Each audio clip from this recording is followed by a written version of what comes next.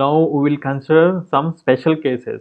So this is the one example, and here links 1 and 2 are joined with the prismatic prismatic joints, and link 2 and 3 and 4 and 3 are connected using the sorry, link 1 and 2 are connected by using a revolute joints, and link 2 and 3 and 3 and 4 are connected using the prismatic. This is the prismatic. And when I say prismatic, we recollect, we have already seen in prismatic, we have uh, something like this, and here prism or bar is coming like this. So this has it can translate only like this. It can translate like this, and it cannot rotate. So what is the degree of freedom here? Only one. So as like in a pair connected by the revolute joint, here also the pair connected by prismatic bar is having only 1 degree of freedom.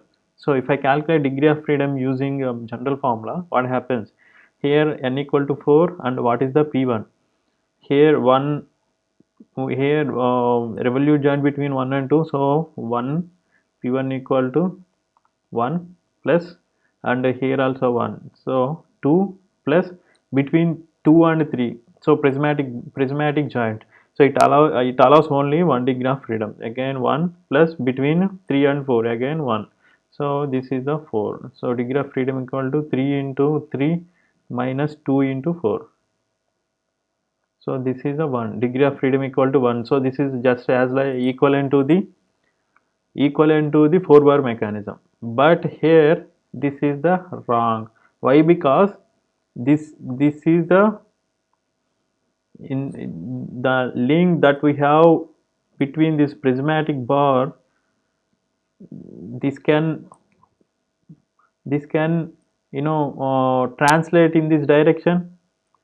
So for example, if this link, we are moving this link or translating this link in this direction, but still if you observe, this whole structure or this one is not at all affected, or the if you give any motion to the link 3, there is no I mean there is no movement transmitted to the remaining mechanism. Otherwise, if this particular link can be moved without transmitting any motion to the other link, so that is something like redundant. Can we call this link as a redundant, because the motion of this link 3 is not affecting the mechanism, so we can call as this as a redundant. And whenever you have a redundant link in the mechanism, so this degree of freedom formula will be modified. So degree of freedom equal to, then in this case it becomes degree of freedom equal to 3 into n minus 1 minus 2p1 minus p2 minus fr, where fr equal to number of the links or number of the redundant links, in the mechanism. So if I substitute in this mechanism, what happened? 3 into 3 minus 2 into 4 minus 1, so this equal to 0, so degree of freedom equal to 0. So let's see whether it's correct or not. So if you observe here, if you rotate this one, and if you by intuition we can see that this is a locking, actually this is a locking this one, because here prismatic, if it is a revolute joint, then they can move, but if it is a prismatic, it can just no it will lock the mechanism, so degree of freedom equal to 0. So and we need to remember this formula. This is the final formula. This is the another example. Here we have cam set. This is the cam, and this is the circular disc. This is the circular disc, even though it's a little bit deformed. And these cam and circular disc are pinned to this cam is pinned to the ground link 1 with a revolute joint, and this disc is again connected to a link and that link is pinned to ground using the revolute joint. And we have already seen the pair cam pair is having 2 degrees of freedom. And here what is the degree of freedom? Degree of freedom equal to 3 into n minus 1. How many links are there? 4. So 3 into 3 minus what is the p1? 2 into p1. P1 is the number of pairs having 1 degree of freedom. So between 1 and 2 1, and between 3 and 4 again 1, and between 1 and 4 1. So how many ones? 3 minus 1 into p1. So p1 is only 1, that is between link 2 and 3. So if you calculate in this manner, we get degree of freedom equal to 9 minus 7, that is the 2. But here this is the wrong. Why? Because we have already discussed, just now we have discussed, whenever there is a redundant link in the mechanism, then we shouldn't use this degree of freedom formula. Instead we should also keep FR. So let's investigate what could be the redundant link in the given mechanism. So if you look in this one, for example, if I rotate this link 3 about the O, so will that really change the, will that motion will be changed, transmitted to any other link? No, it simply slides on the cam. It simply slides on the cam. So that that's why in the gears we have a gear teeth. So if you, instead of the simple disc, if I put some teeth on this one and under teeth on this cam, then if I rotate this link 3 about the O, that motion will be automatically transmitted to the cam. But in this case, this teeth are absent. So when I rotate this 3 about this point O, then it simply slides on the cam 2. So this motion is no way transmitted to any link in the mechanism. So can we say link 3 is a redundant link? So degree of freedom now becomes 9 minus 6 minus 1 minus 1. This is the redundant link. How much? Degree of freedom becomes 1 now. Or for example, in the above case, instead of cam, here I have taken this as a cam. So instead of cam, if I take something like this, if I take, this is also a circular disc. This is also a circular disc, and that too I fixed at the middle of this one. Okay, so this is the 1 and this disc is 2. So here disc 2 also become redundant link in this case, and again here we have 2 redundant links in that case. So we need to observe for any given mechanism carefully whether any redundant link is there in the given mechanism. The next example is parallelogram linkage. So in the parallelogram linkage, for example, if I connect this one and this is 1, 2, 3 and 4 in any parallelogram, what is the property of parallelogram? Opposite sides are equal and parallel. So here link 1 and 3 equal, link 1 equal to link 1 equal to link 3 and link 2 equal to link 4, and these two are not only equal, these are parallel. So when I calculate degree of freedom for this one, what is the degree of freedom for a simple 4-bar mechanism? That is equal to 1. And if I take any point on this one, for example, if I take a point, this point as a something like P, and at a distance L from the O, and if I consider the same point P1 at a same length on the link 4 as a P dash, so when I rotating this link in this direction or clockwise direction, the velocity with which the point P moves is exactly equal to the velocity of this point P dash. Why? Because this P and P dash are at equal distances and parallel to each other. So when I rotating this link omega, this also rotates with the omega, with the omega, same omega, and these two are at a distance, the equal distances.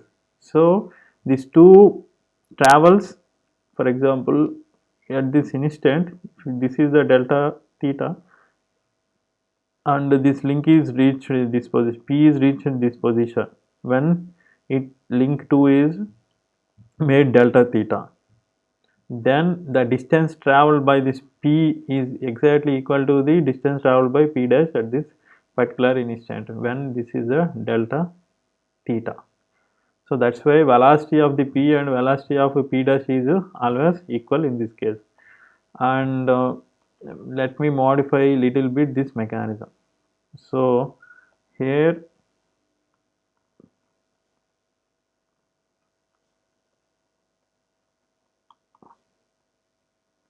at the middle point, here I will, what I do is I attached one more link parallel to the 1 and 3 at the middle of links 3, 2 and 4 by using a revolute joint.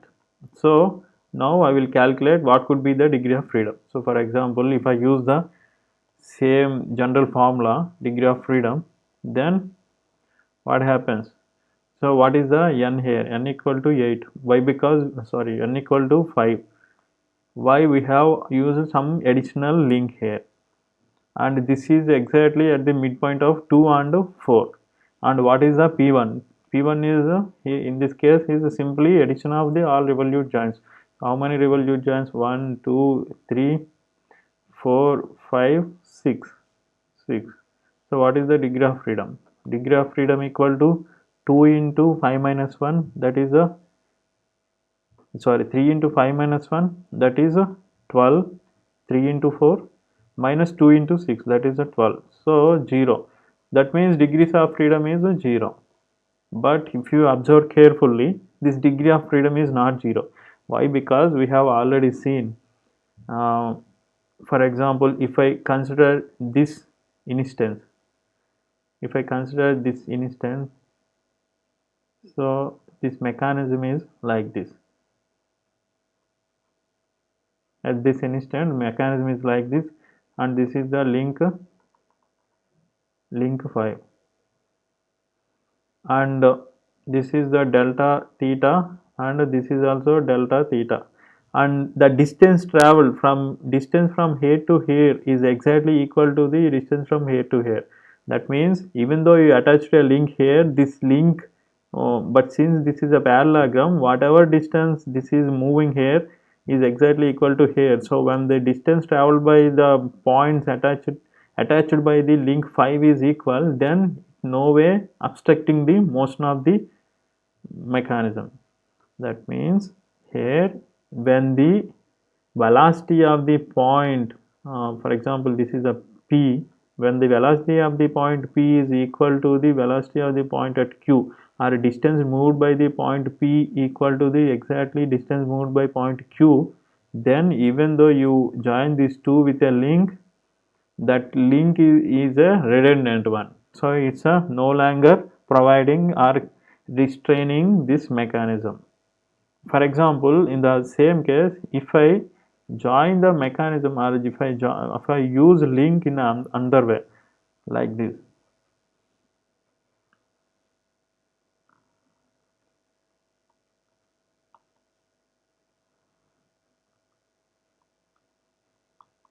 So if I join link like this, here in the previous case link is joined from a midpoint to midpoint, but here this is from here to here. So in this case what happened? In this case degree of freedom equal to 0, because it's become a structure. How? For example, here if I take a point P, this is equal, this link is equal to this one, and this link is equal to this one, okay, and parallel also. If I take point P and point Q, the distance moved by P is no longer equal to the Q, but here distance moved by P is more than the distance moved by Q. Why? Because our velocity of the P is more than the velocity of Q. Why? Because this length is more. What is the velocity equal? Velocity of P equal to length into LP into omega. But this this angular velocity also omega, but distance LQ, here VQ equal to LQ into omega, but here LQ is less than the LP, so VQ is less than the VP. And if the distance traveled or the velocity of the point P and Q are equal, then only this link will become redundant. It won't constrain or it won't oppose the motion. But here in this case, it's not the same. It is not the case. So it is making the entire mechanism as a structure by reducing degree of freedom to 0. The same problem has asked in 2011, but so in the different way. I mean, in the previous one I joined, this is a fixed one, so in the previous I joined, I link from here to here, but instead if you join link from here to here, is there any difference? This is the midpoint of this one, link 3, and this is the midpoint of link 1. So whether you join like this or join like this, if these joining points are at the midpoint, or not only midpoint, for example, this is if you are joining at a distance x from this point A, for example, this is a point, and you are joining at a distance of x from the point A on the link 3, and here if you take at a distance of x from the point B on the link 1, and if you join, even in this case nothing will happen, because whatever distance it travels is equal to this one. So in this way, if you put n number of parallel lines to this link 2 or 4, then those lines are not going to change the degree of freedom of this mechanism. So what is the degree of freedom of in this case? Again, it's a 1, not 0. When will it become 0? If I use the link like a cross one, like this.